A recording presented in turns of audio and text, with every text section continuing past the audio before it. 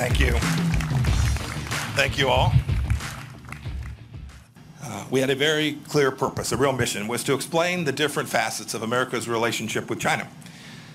The massive imbalances in that relationship that have built up over decades, and the Chinese Communist Party's designs for hegemony. 23-iyul Amerika Tashqi ishlar ministri Mike Pompeo, sobiq Amerika prezidenti Richard Nixonning Kaliforniyadagi kutubxonasi oldida qilgan nutqida 50 yil burun Nixon davrida boshlangan Amerika-Xitoy munosabatiga xotim berilganligini bildirdi. U mundaq dedi: Xitoy bilan qarg'ulovchi munosabat qurishda kona andiza hozir mag'lub bo'ldi. Biz endi bu xato yo'lni davomlashtirmasligimiz kerak. Biz bu kon yo'lga hargizmi oyoq bosmasligimiz kerak.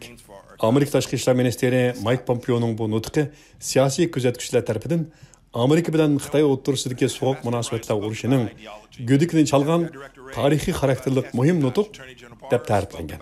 Darvaqa Pompeo bu 24 minutlik nutqida Amerikaning Xitoy bilan aniq chek-chegara ayirganligi, Amerikaning Xitoy kompartiyasining tahdidiga qarshi amaliy harakatga o'tadiganligi to'g'riliq signal bergan.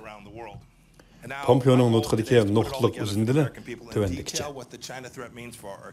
Mening bugun demoqchi bo'lganlarim mavjud hamma masalalarni Amerika xalqining oldiga qo'yib, Xitoy tahdidining iqtisodimiz, erkinligimiz, dunyo demokratiyasi va erkinlikning kelajagiga nisbatan qanchalik xavf elib kelayotganligini, shunday qilib ularning nimadan derak berdiganligini oydinlashtirish.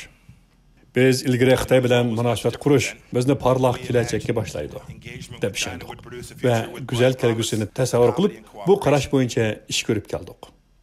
Biz Xitoyning saxta va'dalariga ishonganligimiz uchun bugun hammamiz maska taqashga majbur bo'lyapmiz.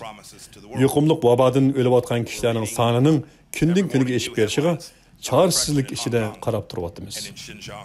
Bizning har kuni atiganda o'qiydigan xabar temalarimiz Xitoyning Hong Kong va Xinjiangda yurgizayotgan qabiy bostirishlari bo'lib qoldi. Xitoy hozir davlat ichida bargancha mustabitlashmoqda.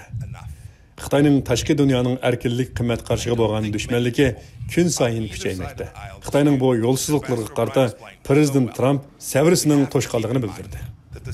Xuddi davlat xavfsizligi bosh maslahatchisi O'Brien kuchli shaklda ta'kidlagandek, biz har vaqt Xitoy kompartiyasi hokimiyatining marksizm, leninizm prinsipi ustiga qurilgan bir hokimiyat ekanligini asdan chiqarmasligimiz kerak. Bosh sekretar Xi Jinping bu xil chirg'an ideologiya va hokimiyatlikqa chin yepishquchidir. Biz xalq ozodlik armiyasining normal armiya emasligini bilamiz. Uning vazifasi Xitoy kompartiyasining yuqori qatlamidagilarning mutlaq hukmronligini qo'llash va Xitoy imperiyasini kengaytirishdir. Bu armiya hargizmi Xitoy xalqini qo'llashni o'zining burchi qilmaydi. Men Xinjiangdagi yig'ilish lagerlaridan qutulib chiqqan Uyg'ur va qozoqlar bilan ko'rishdim. Men Hong Kongning demokratiyani himoya qiladigan rahbarlari bilan paranglashdim. 2 kun ilgari men Londonda Hong Kongning erkinlik jangchisi Nathan Lau bilan ko'rishdim. Biz Xitoydagi xalqlarga Xitoy kompartiyasidan butunlay farqli qarab, erkinlikka intilguvchi xalqni o'zimizga jalb qilishimiz va ularning o'z huquqlarini qo'lga olishini qo'llashimiz kerak. Men sovuq munosabatlar urushi mezgilida o'sgan va armiyada xizmat qilganman. Men shu mezgillarda o'rgangan bir haqiqat shuki, kommunistlar doim digidek yolg'on so'zlaydi. Darvaqa hozir Xitoy kompartiyasi deyotgan eng chong yolg'onchilik o'zlari tarafidan taqib kelingan, bostirishga uchrayotgan va erkin so'zlashdan mahrum qilingan 1 milliard 400 million odam uchun so'zlayotman deyishdir.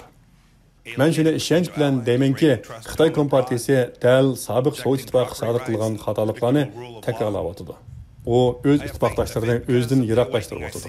Davlat ichi va sirtida ishonch kreditini yo'qotyapti. İnsanlarning mulk huquqi va davlatni qonun bilan idora qilishni rad qilib kelyapti. Agar biz hozirning o'zida tadbir qo'llanmasak, oqibatda Xitoy kompartiyasi bizning erkinligimizga hujum qilib, bizning jafoda qurib chiqqan qonun asosidagi jamiyat tuzilmamizni gumron qiladi. Agar biz hozir Xitoyga tan berib yerga tizlansak, bu chaqda kelgusi avlodlarimizning taqdirini dunyo tinchligiga xirs qilayotgan Xitoy kompartiyasining rahim shafqatiga tashlab qo'ygan bo'lamiz. Biz harakatga o'tmaguncha Xitoy kompartiyasining bosh sekretari Xi Jinping Xitoy ichi va strategik zo'ravonliklardan мәңгі vaz kechmaydi. Bu biz azaldan ko'rib boqmagan murakkab va yangi raqobat. Ayni vaqtda sobiq Sovet ittifoqi erkin dunyo tarafidan cheklangan bo'lsa, bugun kommunist Xitoy allaqachon ishki oldimizda devaylab turmoqda. Agar biz erkin dunyo birlashib Xitoyni o'zgartmasak, undaqda kommunist Xitoy cho'qim bizni o'zgartib o'tadi. Muqaddas erkinligimizni Xitoy Kommunist partiyasining changildan qutuldirish davrimizdagi bir burch va bizning prinsipimiz. Amerika buningga asos solganligi uchun bu harakatda bosh bo'lib minishga tamamen mos keladi. Richard Nixon 1967-yili Xitoy o'zgarmagicha dunyo bexatar bo'lolmaydi deb nayte to'g'ri aytgan. Uning so'ziga quloq solish, salmaslik bizning ixtiyorimizda. Bugun xatar aniq belgilandi va bugun uyg'unishga o'tdik. Bugun duch kelayotganlarimiz uchun erkin dunyo cho'qim inkos bildirishi kerak. Biz hargizmi o'tmishning takrorlanishini xohlamaymiz. Parvardigor hammanglarga rahmat qilsin. Parvardigor Xitoy xalqiga rahmat qilsin.